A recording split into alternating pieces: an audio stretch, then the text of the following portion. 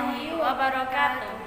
Perkenalkan, nama saya Hari Rotunisa dengan NIM 22302050 dan di sini saya bersama teman saya.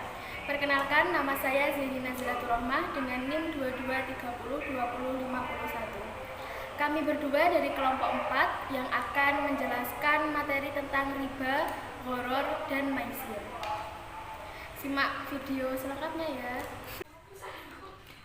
Baik, di sini saya akan membahas tentang pengertian, hukum, dan jenisnya riba.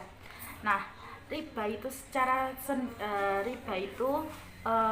bisa diartikan sebagai tambahan, sebagai ganti, sebagai pertumbuhan ataupun kenaikan dan ketinggian. Nah, kenapa kok dihukumi seperti itu, kayak pertumbuhan, kayak ketinggian ataupun penambahan? Karena riba itu menambah, bukan mengurangi. Jadi dia itu bertambah uang. Kalau uang itu bertambah uang, kalau barang itu berarti bertambah barangnya tersebut. Nah, tapi rata-rata kan riba itu digunakan pada sistem keuangan. Nah, akan tetapi beda itu riba itu juga berbeda dengan keuntungan. Jadi itu kalau misalkan keuntungan kan ya ambil untung, tapi nggak seberapa banyak seperti riba. Riba itu kan mengambilnya lebih banyak. Dan ahli fikih itu juga mengatakan ada dua istilah dari tambahan itu, karena pada tambahan tersebut kadang dihasilkan sebuah perdagangan ataupun riba di dalamnya. Hanya saja tambahan yang diistilahkan dengan riba dan Al-Quran. Nah, selanjutnya yaitu hukumnya riba. Hukumnya riba itu terdapat dalam surat Ali Imran, Al-Baqarah. Di situ ada hukumnya riba. Nah, surat Ali Imran terdapat dalam ayat 130. A'udzu billahi minasyaitonir rajim. Ya ayyuhalladzina amanu la ta'kulur riba ad'afan mudha'afa wattaqullaha la'allakum tuflihun. Yang artinya, wahai orang-orang yang beriman, janganlah kamu memakan riba dengan berlipat ganda, dan bertakwalah kamu kepada Allah supaya kamu mendapatkan keberuntungan. Dalam surat Al-Baqarah ayat 275, pasnya pada ayat wa ahallallahu al-bai'a wa harramar riba, dan Allah menghalalkan jual beli dan mengharamkan riba. Nah, ada juga di dalam surat Ar-Rum ayat 39. Di situ itu dijelaskan bahwa menolak anggapan bahwa pinjaman riba yang pada zahirnya seolah-olah menolong mereka yang memerlukan sebagai suatu perbuatan mendekati atau takor kepada Allah, itu dilarang juga. Nah, tahap yang kedua itu digambarkan juga bahwa Allah itu mengancam memberi balasan yang kepada orang Yahudi yang memakan riba. Itu dijelaskan juga di dalam surat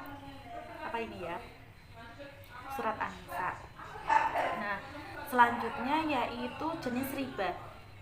Riba di sini ada banyak sih, tapi yang saya sebutkan ini ada 4. Yang pertama yaitu riba fadl, yang artinya riba tersebut tukar menukar dengan sama jenisnya barang tersebut, akan tetapi kualitasnya berbeda dan disyaratkan oleh orang yang menukarkan. Contohnya emas, perak, terus beras, emas dengan perak itu emas dengan emas itu sama toh jenisnya, tapi kualitasnya itu berbeda. Kadang emas itu udah luntur emasnya, satunya masih bagus kayak gitu, tapi itu disyaratkan oleh orang yang menukarkan. Nah, yang kedua yaitu ribayat. Ribayat itu ribanya itu berpisah dari tempat tersebut sebelum ditimbang ataupun diterima. Maksudnya, orang yang membeli satu barang itu kemudian sebelum ia menerima barang itu kepada si penjual, kembali menjualnya kepada orang lain. Jual beli itu tidak diboleh sebab jual beli dalam ikatan dengan pihak pertama itu tidak diperbolehkan. Nah, yang ketiga yaitu riba nasi'ah. Riba yang dikenakan kepada orang yang berhutang disebabkan memperhitungkan waktu yang ditanggungkan. Contohnya, Aisyah meminjam cincin 10 gram kepada Aminah. Oleh Aminah disyaratkan membayarkan tahun depan. Nah, cincin emas itu 12 gram dan apabila terlambat 1 tahun, maka tambah 2 gram lagi menjadi 14 gram. Nah, dan seterusnya. Seperti itu contohnya. Yang keempat yaitu riba qard, yaitu meminjamkan sesuatu dengan syarat ada keuntungan ataupun ada tambahan bagi orang yang meminjami atau yang memberi utang. Contohnya seperti Pak Ali meminjam uang 25.000. Nah, Pak Ali itu harus membayarkan uang itu sebesar 30.000 karena 5.000-nya itu sebagai tambahannya bagi orang yang sudah meminjamkan gitu. Nah, selanjutnya yaitu pengertian gharar. Gharar itu seperti transaksi yang tidak diperbolehkan seperti riba, tapi gharar itu yang kedua. Nah, gharar tersebut kenapa kok dilarang? Karena transaksinya itu, objeknya itu tidak jelas, dan gharar itu mengacu pada ketidakpastian yang disebabkan objek tersebut ataupun perjanjian ataupun harganya. Nah, ada pendapat ulama di sini. Yang pertama yaitu ulama Imam Syafi'i. Gharar itu apa yang akibatnya tersembunyi dalam pandangan kita, dan akibat yang paling mungkin muncul adalah yang paling kita takuti, yaitu yang tidak dikehendaki. Menurut Imam Syafi'i itu seperti itu. Dan menurut Wahab al-Zuhaili, gharar itu penampilannya yang menimbulkan kerusakan atau sesuatu yang tampaknya menyenangkan tetapi hakikatnya menimbulkan kebencian. Dan masih banyak lagi gharar itu. Dan jenis gharar itu ada 3. Yang pertama yaitu jual beli yang belum ada.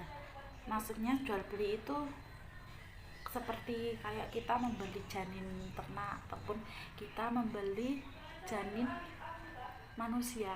Kayak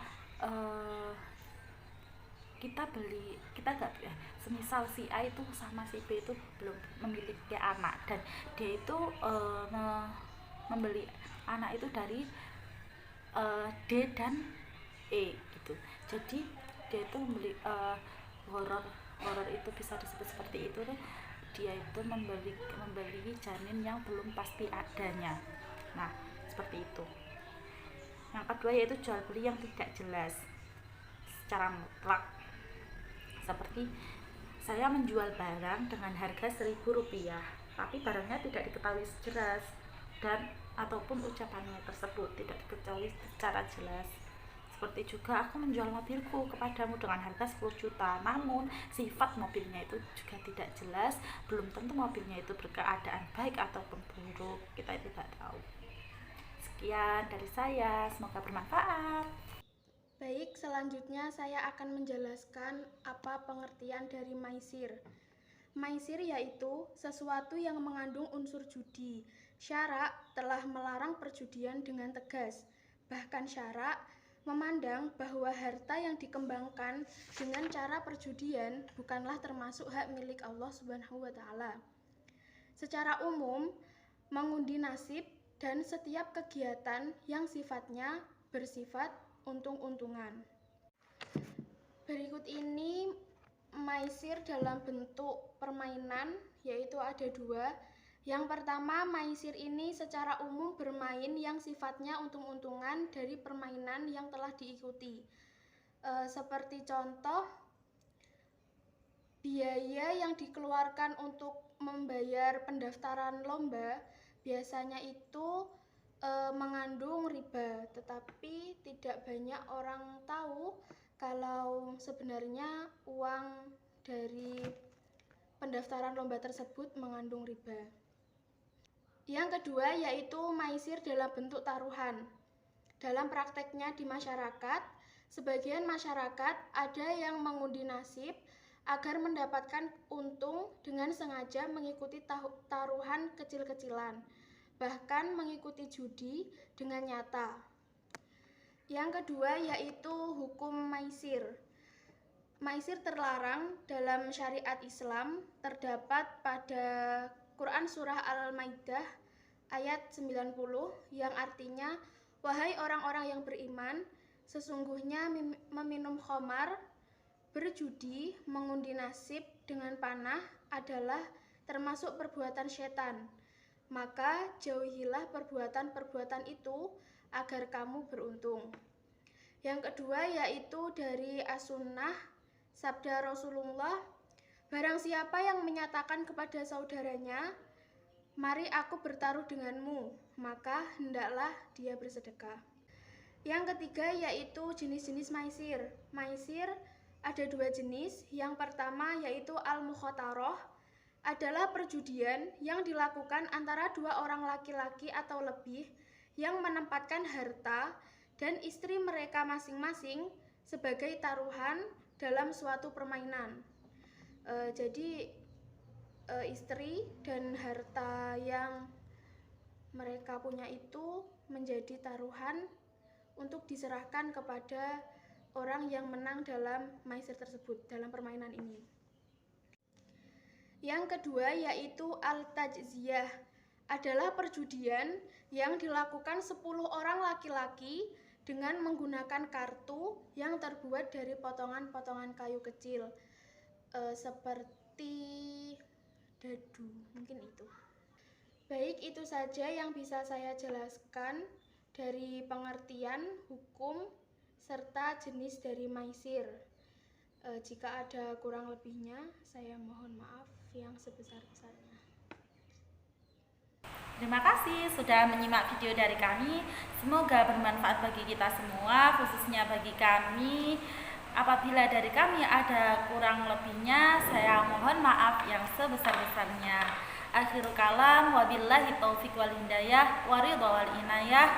Wassalamualaikum warahmatullahi wabarakatuh.